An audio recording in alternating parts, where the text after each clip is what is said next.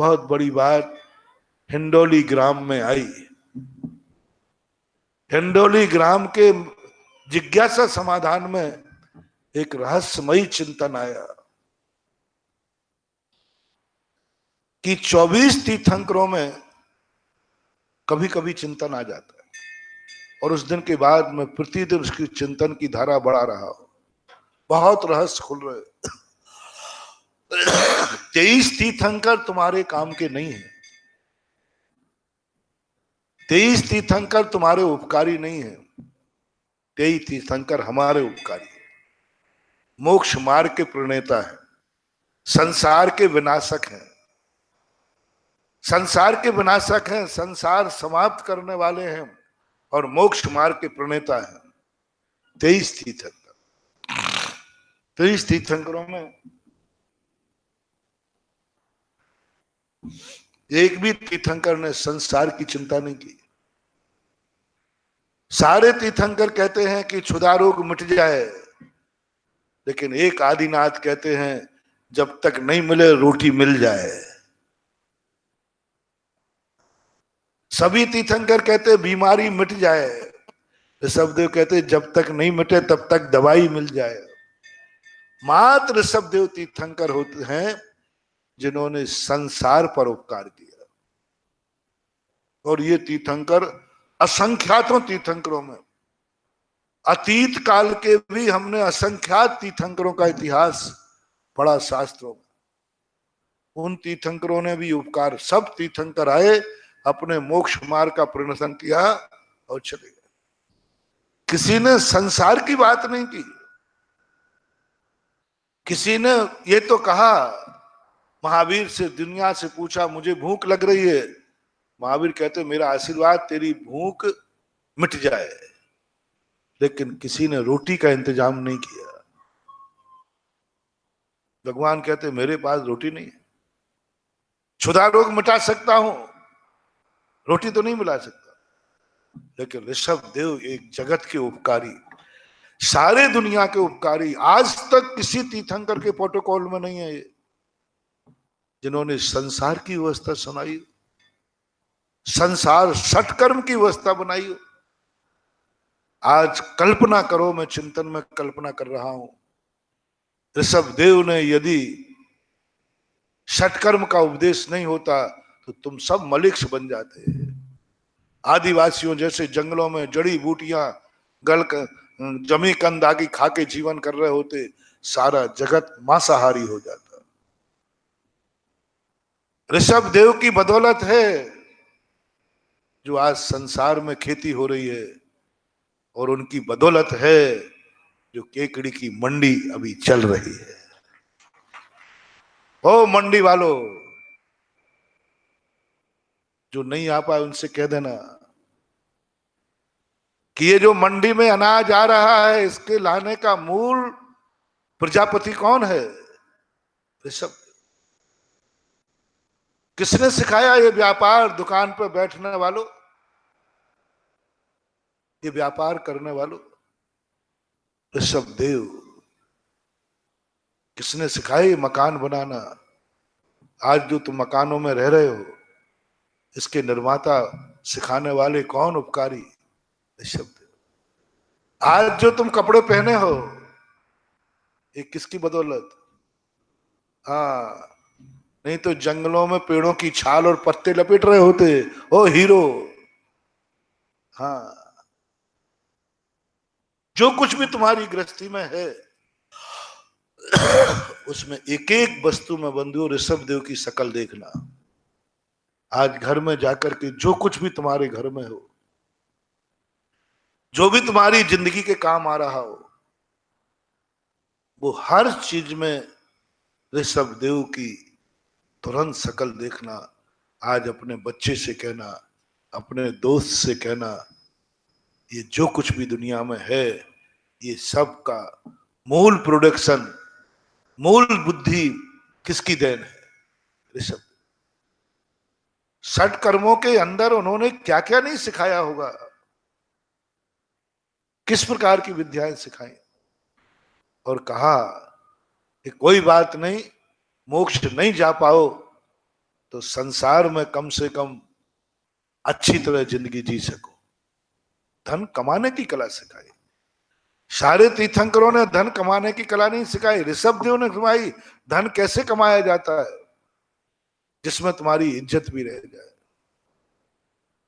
लेकिन दुर्भाग्य के साथ आज कहना पड़ रहा है, आज सारी दुनिया ऐसे परम उपकारी प्रजापति ऋषभ देव को भूल रही है, जैनी भूल रहे, सारी दुनिया भूल रही है। मुझे डर लग रहा है कि ऋषभ देव, हे प्रभु, आपको ये दुनिया भूल जाएगी, ये फिर मलिक्ष बन जाएंगे, इनके चौके भ्रष्ट हो जाएंगे, इनके व्यापार भ्रष्ट हो जाएंगे, इनके कुल भ्रष्ट हो जाएंगे, इनकी जाति भ्रष्ट हो जाएगी, इनके रिश्तेदार भ्रष्ट हो जाएंगे, और ये सब भ्रष्ट हो गए तो मुझे चिंता है हम मुनियों का क्या होगा। और जब हम लोगों का क्या होगा तो मुझे चिंता है, हे भगवान थारो काई होवेगो। कितनी बड़ी बात है मानव। आएगा, बुरे दिन आएंगे। ये दिन आएंगे कि तुम खेती करने लायक ही नहीं, पानी ही नहीं बरसेगा, क्या करोगे फसल। मुझे डर लग रहा है कहीं ये मंडियां बंद ना हो जाएं, क्योंकि जब खेतों में पानी ही नहीं बरसेगा तो मंडी में अनाज, फिर व्यापार, एक चीज से जुड़े हुए हैं ना सब। दुनिया क्या होगा, एक दूसरे के मार के खाओगे, कितने दिन खाओगे। वो अकाल, वो स्थितियां आगे बन सकती हैं। क्यों, क्या कारण है। अच्छे से जब बुरे दिन आते हैं उसका मात्र एक ही कारण है कि तुम उपकारी को भूल गए, नियम से। कोई दूसरा कारण मत समझना, कोई दूसरा कारण नहीं। जिन कारणों से आप ऊंचे उठे थे उनको आपने ठुकरा दिया, उनको पीठ दिखा दी, उनको विस्मृत हो गए, इसलिए आपके डाउनफॉल आया हुआ है। ये तो एक मंत्र ले लो। और आज हम सारे जगत को, जो हिंडोली के अंदर एक बहुत स्पंदन करने वाला, मेरी आत्मा कांप गई कि मैंने कहा, हे प्रभु, अब मैं सारे जगत को आपको बचाने के लिए, हमारे भक्तों के अच्छे दिन हैं, अच्छे बने रहे। आज जैसे हमने आपको बहुत अच्छा कहा, मेरा भाव है तुम्हारे कुल को आने वाले मुनिराज भी अच्छा कहते रहें, ये मेरी भावना। ये जब ही संभव है जब उपकारी को याद करो। सारे भारत को मेरा संदेशा है, एक दिन पहले बहुत करुणा दया करके कह रहा हूं, कल प्रभु का आदिनाथ जयंती है। सारी दुनिया आदिनाथ की जयंती में उमड़ जाओ, महावीर से भी ज्यादा। इस पंचम काल में मोक्ष नहीं है, लेकिन इस पंचम काल में संसार तो है कि नहीं, संसार है कि नहीं, मोक्ष तो होना कि नहीं होना। महावीर से ज्यादा महत्व दे दो, महावीर से ज्यादा जयकार बोलो, महावीर से ज्यादा पूजा करो, महावीर से ज्यादा सड़क पर उतर आओ आदिनाथ के लिए। क्योंकि उन्होंने तुम्हें रोटी दी है, कपड़े दिए हैं, मकान दिया है, गृहस्थी दी है, जो कुछ तुम चाहते हो वह सब कुछ दिया है। उनको याद करो, उनको याद करो। आज हर व्यक्ति के लिए एक दिन देना है, वो तुम्हें 364 दिन देंगे। तुम्हें एक दिन उनके लिए रोटी बंद करना है, वे 364 दिन रोटी देंगे। तुम्हें एक दिन मंडी बंद करना है, वे 364 दिन तुम्हें मंडी हाउसफुल रखेंगे। तुम्हें एक दिन उनके लिए देना है। महावीर जयंती पर तो सारे लोग, सारी दुनिया मनाती है, दिगंबर श्वेतांबरों से, दोनों से मेरा कहना है, दोनों इस समय टीवी पर बैठ के प्रवचन सुनते हैं बहुत सारे।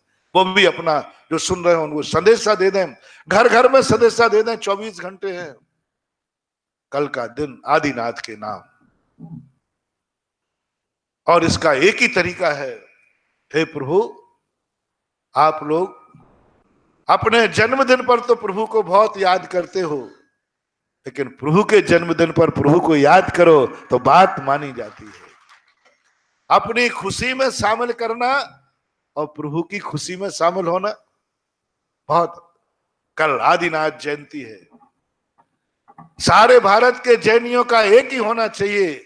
आज कोई भारत का जैनी का प्रतिष्ठान नहीं खुलेगा। क्यों? आज का दिन उनके लिए है जिनके आशीर्वाद से 364 दिन प्रतिष्ठान खुलते। एक दिन देख के देखो, देखो चमत्कार, देखो अतिशय। एक दिन का कोई ज्यादा नुकसान नहीं होगा। वो तुम्हारे लिए, पीढ़ी दर पीढ़ी के लिए, अपने बच्चों से कह देना, कभी और दिन कभी मंदिर प्रतिष्ठान बंद रखो या नहीं करो, एक दिन प्रभु की जयंती पर और प्रभु के निर्माण दिवस पर जरूर बंद करना। देखना उसका असर क्या होता है। आप एक साल करके देख लीजिए। सारे भारत से मेरा कहना है, एक साल आपका एक नियम बन जाए। आज हमारे आदिनाथ की जयंती है, उस दिन हर जैनी को, जैसे भगवान महावीर की जयंती पर, निर्माण दिवस पर आप सब कुछ भूल करके सूर्य निकलते ही कहां मिलता है जैनी? निर्वाण दिवस पर, दिवाली पर। महावीर जयंती पर प्रातः काल क्या होता है? सारे नगरों में प्रभात फेरी, जुलूस, सब निकल। इससे दो बातें हो रही है। एक बात यह भी हो रही है कि जैनी महावीर स्वामी की जयंती इतने जोरों से मनाता है तो सारी दुनिया ये समझ रही है कि जैन धर्म के प्रवर्तक महावीर स्वामी थे, जिनकी उम्र मात्र 2500 वर्ष बस। अब आज का समय इतिहास से यदि सिद्ध करना है तो आपको ऋषभ देव की जयंती ऐसी मनाओ, लोग मजबूर हो जाए कि दुनिया में सबसे प्राचीन यदि कोई है परम उपकारी तो प्रजापति ऋषभ देव, आदि ब्रह्मा ऋषभ देव, उसको अपन कर सकते। इसमें अपने दोनों फायदा, एक तो इतिहास सुरक्षित होगा, दूसरा अपन उपकारी जितने हो। हर किसान कल मंदिर में पूजा करे ऋषभ देव की, भगवान का अभिषेक करे ऋषभ देव का, प्रभात फेरी निकाले ऋषभ देव के नाम की, जुलूस निकाले ऋषभ देव के नाम का। और उसका दो ही कारण है सफलता के। सारे भारत के लोग आदिनाथ जयंती पर और निर्वाण दिवस पर पूर्णतः प्रतिष्ठान बंद रखें। और दूसरा अपने जैनियों का सफलता का कारण है, सारे जैनी एक स्थान पर भोजन होवे आदिनाथ जयंती पर।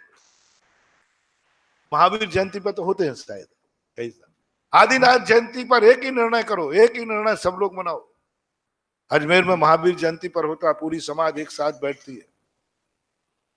आदिनाथ जयंती को उससे ज्यादा महत्वपूर्ण देकर के कहो कि नहीं, सारे जैनी एक जाजम पर, एक पातल में बैठ करके खाएंगे एक स्थान पर, और सारी दुनिया को ये दिखाएंगे कि आदिनाथ जयंती के दिन हम लोग उनकी श्रद्धा और आस्था से आपके चूल्हे, यदि आदिनाथ जयंती पर आपने चूल्हा बंद करके, दो तरीके देता हूं जो तुम्हें पसंद आए। या तो आदिनाथ जयंती पर कोई घर में चूल्हा नहीं सिलगेगा, सब उपवास करेंगे, और या फिर सामूहिक भोजन करेंगे। दोनों में से ठीक क्या है? चलो तुम्हारे साथ यदि तुम सब नियम लो तो मैं भी तुम्हारे साथ पहले में शामिल हूं। किसमें? कि सारे लोग कल उपवास करेंगे। पहले आप उठाओ, बाद में मैं कहूं, नहीं तो आप तो बदमाश के, आप तो खा लो, मुझे करा दो। सब लोग उपवास का नियम ले लें। कल आदिनाथ जयंती पर पूरे भारत के जैनी उपवास करेंगे। कठिन है कि सरल है? और महाराज जी बहुत कठिन है। देखो, तो दूसरा नियम करो कि हम सब सामूहिक मिलकर के एक स्थान पर भोजन करेंगे, और जब तुम एक स्थान पर भोजन करोगे, प्रतिष्ठान बंद रहेगा, तो पड़ोसी पूछेगा क्या बात है भाई, तो गर्व से कहना इस युग के आदि देव ब्रह्मा देव ऋषभनाथ की आज जन्म जयंती है। एक दिन में ही सारे भारत में प्रचार हो जाएगा कि नहीं? एक दिन में पूरी केकड़ी में हवा पहुंच जाएगी कि नहीं? पहुंचे। और उस दिन क्या करना, आप शबे भगवान का मैंने बता ही दिया, जयंती तो आप मनाते ही है, बहुत अच्छी तरह से करो। आपके पास तीर्थ क्षेत्र हो और उसमें आदिनाथ भगवान का तीर्थ क्षेत्र हो, तो आप सब मिलकर के प्रतिष्ठान बंद करके उस तीर्थ क्षेत्र पर जाकर आदिनाथ जयंती मनाएं। जहां आदिनाथ जयंती, जो तीर्थ जिनके पास पड़ रहा हो, आदिनाथ भगवान की मूर्ति हो, वहां जाकर के ऐसा महोत्सव मनाएं, ऐसी पूजा करें कि लोगों को लगने लग जाए कि महावीर नहीं, आदिनाथ भगवान की जो शक्तियां हैं, अजैनों को भी ये उपकारी भाव आ जाए कि आज जो सारे जगत को रोटी मिल रही है, इस रोटी की विधि बताने वाले जैनियों के आद्य तीर्थंकर ऋषभ देव थे। वे भी उपकार से भर जाएंगे, वे भी यह बात सोचेंगे कि ये तो मुझे मालूम ही नहीं था। इतिहास आ जाएगा चर्चों में, और तुम्हारी जिंदगी भविष्य के लिए कभी डाउनफॉल नहीं आएगा। आदिनाथ जिनको अपना चाहिए है, जो चाहते हैं मेरे खेत में कभी अकाल ना पड़े, जो चाहते हैं कि मेरी मंडी कभी खाली नहीं रहे, जो चाहते हैं कि मेरे व्यापार में डाउनफॉल नहीं आवे, तो उन सबसे मेरा कहना है कल आदिनाथ भगवान का अभिषेक, पूजन, और जो तुम कर सकते हो वो नहीं करना। सामूहिक की तो मैंने बात कर दी, यदि आप सामूहिक करते हो तो अति उत्तम है, और सामूहिक नहीं कर पाते हो तो व्यक्तिगत तो नियम लेना ही है। व्यक्तिगत तो आपके लिए सबको करना ही है, व्यक्तिगत रूप से। कल हर परिवार नहा धो करके अपने मंदिर में पहुंचेगा, श्रीफल लेके पहुंचेगा, भगवान का अभिषेक करेगा, पूजन करेगा।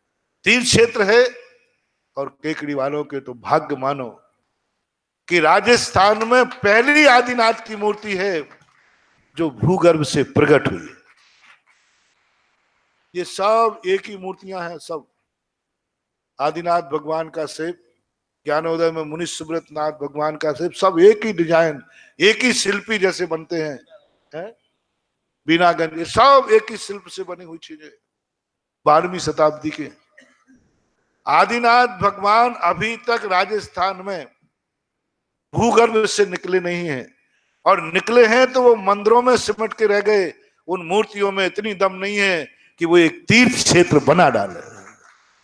मैंने कल भी कहा था, 2 प्रकार के लोग होते हैं, एक प्रतिमाएं होती है, एक वो प्रतिमाएं होती हैं जमीन से निकलती हैं, एक मंदिर को भी ऊंचाइयां नहीं दे पाती, एक मंदिर को भी अतिशयकारी नहीं बना पाती, और कुछ मूर्तियों की ऐसी एनर्जी होती है जो प्रकट होते ही मंदिर ही नहीं एक तीर्थ क्षेत्र बना देती है। पहली बार बताओ ऐसी कौन सी भूगर्भपुर से निकली हुई मूर्ति है आदिनाथ भगवान की जिसने तीर्थ क्षेत्र बनाया हो? भूगर्भ से निकली, चांदखेड़ी की भूगर्भ से नहीं निकली, सांगानेर की भूगर्भ से नहीं निकली, और भी भूगर्भ से निकली हो और उसने तीर्थ क्षेत्र बनाया हो। किसी को याद है? और कहीं की बताओ, ये तो मैं बता रहा हूं। गुणोदय तीर्थ क्षेत्र की है, गुणोदय तीर्थ क्षेत्र के आदिनाथ की मूर्ति की वो ताकत और दम है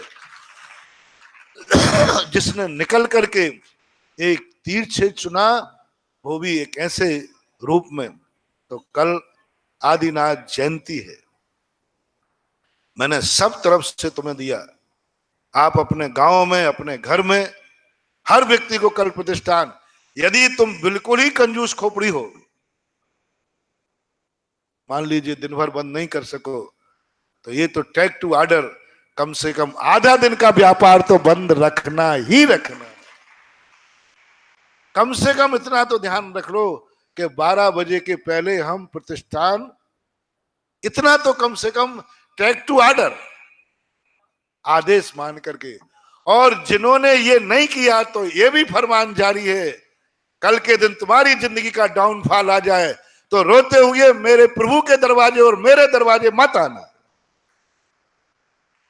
कल के दिन यदि तुम्हारा कल के दिन व्यापार में डाउनफॉल आ जाए, तुम्हारा मकान बिक जाए, तुम्हारी जिंदगी में विपरीत दिन आ जाए, अच्छे से बुरे आ जाए, तुम्हारा बेटा बेटा बेटिया तुम्हारे कुल को कलंक लगावे, तो फिर मेरे दरवाजे लौट के मत आना, मेरे दरवाजे मत गड़गड़ाना, क्योंकि मैं उन व्यक्तियों के लिए कोई सहायता नहीं कर सकता जो उपकारी को भूलते हैं। क्योंकि ये आपके संसार के संस्थापक, संसार के व्यवस्थापक आदि ब्रह्मा ऋषभ देव को तुम भूल रहे हो, क्या व्यापार करोगे? आदि ब्रह्मा ऋषभ देव को भूल रहे, क्या तुम्हारी खेती फलेगी? आदि ब्रह्मा ऋषभ देव को भूल गए, क्या देश की रक्षा करेंगे सैनिकों से भी मेरा कहना है आज जो तुम सैनिक बने हो, राष्ट्र नेताओं से मेरा कहना है, जो आज देश की सुरक्षा हो रही है, ये सारी सेना की विधि सिखाने वाले थे आदि ब्रह्मा ऋषभ देव। ये सेना किसकी है? तलवार चलाना किसने सिखाया? शस्त्र सिखाना किसने सिखाया? युद्ध छेड़ लड़ना किसने सिखाया? अपनी रक्षा करना किसने सिखाया? 60 कर्म में पहला कर्म है 80। आज जो दुनिया में सेना अपनी रक्षा कर रही है, ये इसकी रक्षा करने वाले कौन? तो मैं तो राष्ट्र के नाम से कहता हूं, यदि देश की रक्षा करना है, देश की सैनिक मजबूत रखना है, तो राष्ट्र के लिए भी आदिनाथ जयंती को राष्ट्रीय त्योहार घोषित करना चाहिए। और सेनाओं के लिए भी कहना चाहिए, आज जो तुम्हारे पास दम है, आज का मूल प्रोडक्शन करने वाले आदि ब्रह्मा ऋषभ देव थे। सेनाओं में भी आदिनाथ भगवान का जयकारा गूंजना चाहिए। यदि सेनाएं आदिनाथ भगवान की जयंती मनाने लगी, तो ये गारंटी मैं देता हूं, भारत की सेना कभी पीठ दिखा के नहीं भागेगी दुनिया की, क्योंकि वो उपकारी को नहीं भूले, उपकारी को नहीं भूले। तो सेना के लिए भी, पुलिस विभाग के लिए भी ऐसे ही त्योहार मनना चाहिए आदिनाथ का। जैनियों के नाते नहीं, जैन धर्म के नाते नहीं, वो राष्ट्र रक्षक थे, राष्ट्रवादी थे, सेना की स्थापना करने वाले थे, इसलिए उनको सेना नायक के रूप में उनकी जयंती मनाई जाना चाहिए, सेना नायक के रूप। इस प्रकार बहुमुखी चारों तरफ से फैलने वाली जो वर्गणाएं थी, वो मैंने एक दिन पहले इसलिए कहा आपसे कि कल के दिन आप कहोगे महाराज आपने पहले से नहीं बताया, आप बहुत बहानेबाज तो बहुत हो, क्या आपने पहले नहीं कहा इसलिए नहीं हुआ, नहीं तो कर लेता। इसलिए मैंने आज सारे भारत को चुनौती दे दी कि कल परम उपकारी ऋषभ देव की जयंती है। बहुत सारा कल यहाँ तो महोत्सव है ही। 1008 कलश करने की बात आई थी, 3-4 हजार से ऊपर कलश हो गए, 8000 कलश हो गए अब, और एक दिन में पूरे नहीं हो पाएंगे, अब 3 दिन 2 दिन और बढ़ाना पड़े। हाँ, मैं तो सारे भारत के लिए कह रहा, ये कह रहा मंडी बंद है 4, लेकिन मेरे आदिनाथ के कारण नहीं होगी, और कोई कारण होगा।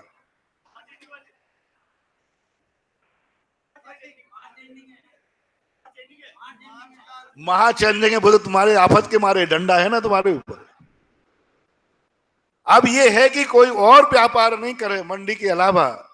कल आदिनाथ जयंती, केकड़ी और केकड़ी के पास वाले तो कम से कम एक नियम ले लें कि कल हम गुणोदय तीर्थ के आदिनाथ का अभिषेक करके ही दिन अस्त होने देंगे। गुणोदय में आदिनाथ इतने अतिशयकारी चमत्कारी मिले हैं, तो व्यापार धंधा तो परसों से तुम खूब करते रहना, लेकिन कल आदिनाथ के नाम से और उनका गंधोदक लेना, ऐसे ही नहीं, दर्शन ही नहीं। जो पुरुष वर्ग हैं, जैन कुल में जन्म हुआ है, तो आदिनाथ जयंती पर आदिनाथ भगवान का गंधोदक, साल भर का गंधोदक अलग चीज होती है, और जिस दिन भगवान का एक बहुत विशेष दिन होता है, उस दिन का गंधोदक अलग चीज होती है, क्योंकि काल मंगल हो जाता है। गंधोदक तो मंगल है ही, लेकिन काल मंगल हो जाने से उसमें सोने का सुहागे का काम करते हैं। इसलिए केकड़ी और केकड़ी के आसपास के लोगों को, और दूसरा शुभ संदेश